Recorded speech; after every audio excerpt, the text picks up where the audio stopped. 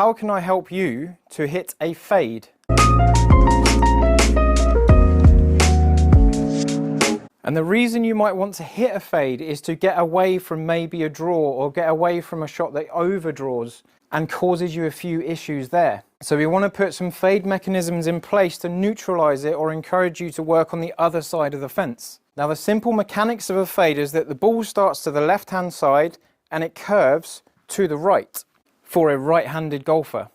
And what we need to happen for a fade is that we need the ball to start to the left-hand side, and this is where the face is aiming, and we need the path to go left of that to encourage that side spin and get the ball on target. And there's a few things I can do in the swing to encourage that fade and encourage that movement of the golf ball. But fundamentally, I really want to keep hold of a lot of rotation in the golf swing. I don't want to do too much slide, and I don't want to fall away from my center of gravity.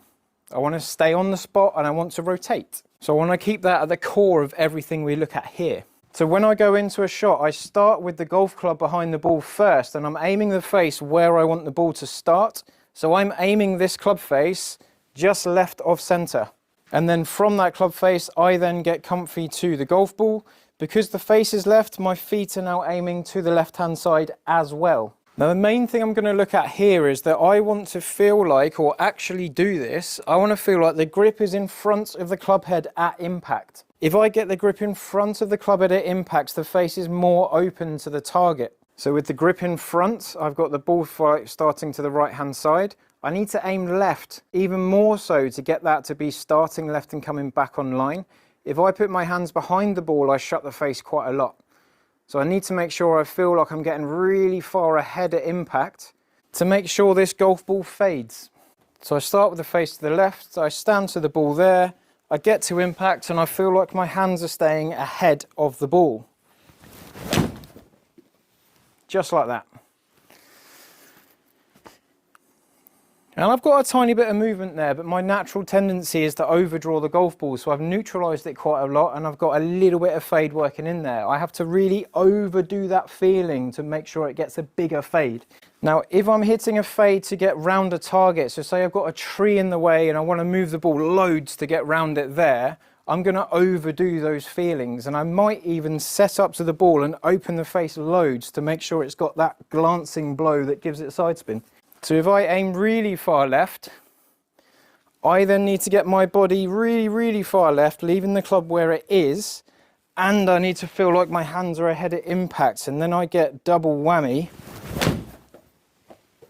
to get that big curvature on the golf ball. That will certainly get round a lot of trees that I'm trying to do. The ball will start where I aim the face mostly at impact.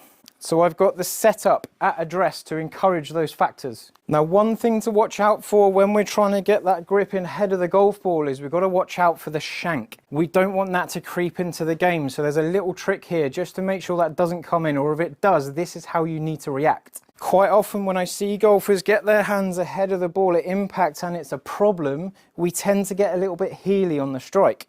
So the main thing I want to make sure there is that I've got enough room away from the golf ball to maneuver. If I get a little bit too close to the ball and I keep my hands ahead, that's when the shanks might come in. We can get rid of them straight away by just stepping away from the ball. There's a few different ways to sort of test how far away from the ball you are. Some people like to get a fist in this area here. I like to make sure I've got 3 fingers from my kneecap here. If I get too close, the club comes much higher up my leg. I've got way more than 3 fingers there when I'm this close to the ball. But those factors should help you get that ball starting left and moving back to the target with a nice tidy little fade. If you like what you see here, don't forget to subscribe or drop in a comment, anything that you're struggling with or anything that you want to achieve. And I'll see you on the next video.